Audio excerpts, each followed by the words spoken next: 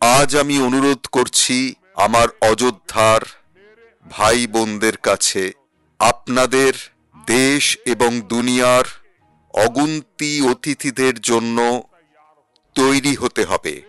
এখন দেশ দুনিয়ার মানুষজন রোজ রোজ অযোধ্যা আসতে থাকবেন। এই কারণে অযোধ্যাবাসীদেরকে সংকল্প নিতে হবে অযোধ্যা নগরকে ভারতের সবচেয়ে স্বচ্ছ শহর বানাতে হবে। এই স্বচ্ছ অযোধ্যা এই অযোধ্যাবাসীদেরই দায়িত্ব।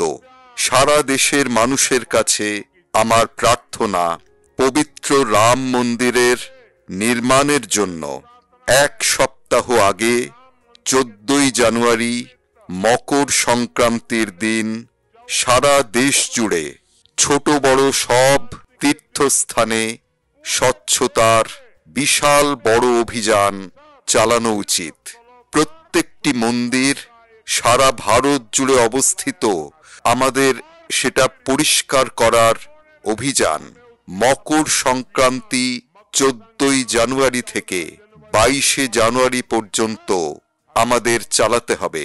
প্রভু রাম সারা দেশের, আর প্রভু রামজি যখন আসছেন তখন আমাদের একটিও মন্দির, আমাদের একটিও তীর্থস্থান সেটি এবং তার আশপাশের এলাকা অপরিষ্কার থাকা উচিত না।